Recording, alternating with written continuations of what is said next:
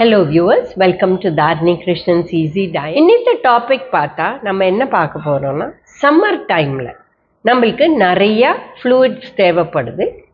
தண்ணி குடித்தாலே போருமா போராதா அப்படின்னு ஒரு பெரிய கேள்விக்குறி இருக்குது. ஸோ ஹைட்ரேஷனுக்கு தண்ணி போருமா இல்லை போராதா அப்படின்னு ஒரு பெரிய கேள்விக்குறி வருது. இப்போ நிறைய பேர் என்ன பண்ணுறாங்கன்னா, தண்ணி போராதுன்னு ஜூஸு இல்லை இந்த மாதிரி மில்க் ஷேக் இல்லை அந்த மாதிரி ஐட்டங்கள் குடிக்க ஆரம்பிச்சிடுறாங்க. இப்போ வாட்டருங்கிறது உங்களுக்கு தேவைப்படுறது, நீங்கள் வீட்டுக்குள்ளே இருந்தால் அரௌண்ட் 1.5-2 liters சம்மரில். வெளியில் நிறைய ஸ்வெட்டிங் ஆகுதுன்னா உங்களுக்கு 3 to 3.5 liters வரலும் கூட. எவ்வளோ ஸ்வெட்டிங் ஆகுதோ அந்த அளவு தேவைப்படும். இப்போ வாட்டர் உங்களுக்கு ஹைட்ரேஷனுக்கு போருமானா, நீங்கள் உணவு சரியாக சாப்பிட்றீங்க, உங்கள் உணவில் எல்லா ஸ்பைசஸும் இருக்குது, உங்களுக்கு ஃப்ரெஷ் வெஜிடபிள்ஸ், ஃப்ரெஷ் ஃப்ரூட்ஸ் இதெல்லாம் இருக்குது, அப்போ தண்ணி மாத்திரமே போகும். ஏன்னா நம்ம உடம்புலேருந்து வெளியில் வர்றது உப்பு சத்து. நம்ம உணவில் நிறையாவே உப்பு சத்து இருக்குது. இப்போ உலகத்தில் எல்லாரையும் 3 கிராம் ஒரு நாளைக்கு எடுக்க சொல்கிறாங்க. நம்மளோட ICMR, Indian Council of Medical Research, இவங்க 5 கிராம் ஒரு நாளைக்கு எடுக்க சொல்கிறாங்க. ஆனால் நம்ம எடுக்கிறது கிட்டத்தட்ட 10லேருந்து 15 கிராம் வரலும் போகுது.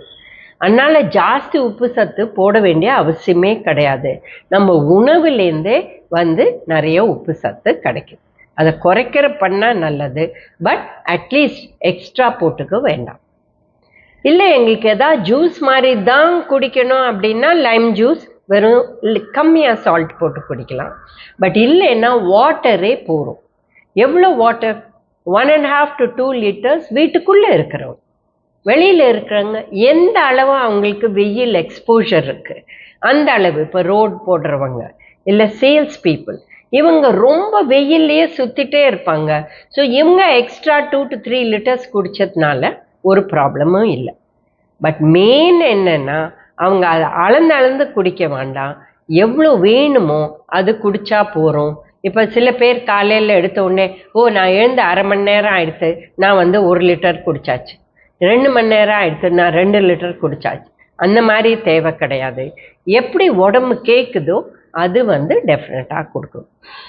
பட் மெயினாக யாருக்கு பார்த்து கொடுக்கணும்?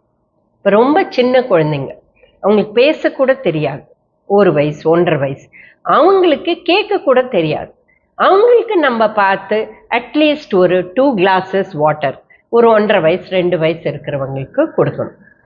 இதே மாதிரி பெரியவங்க ஒரு 70 இயர்ஸ்க்கு மேலே இருக்கிறவங்க, சில பேருக்கு அந்த தேர்ஸ்ட் நிறைய மருந்து எடுக்கிறதுனால அவங்களுக்கு அந்த தேர்ஸ்ட், அதாவது அந்த தாகங்கிறது சொல்ல தெரியாது.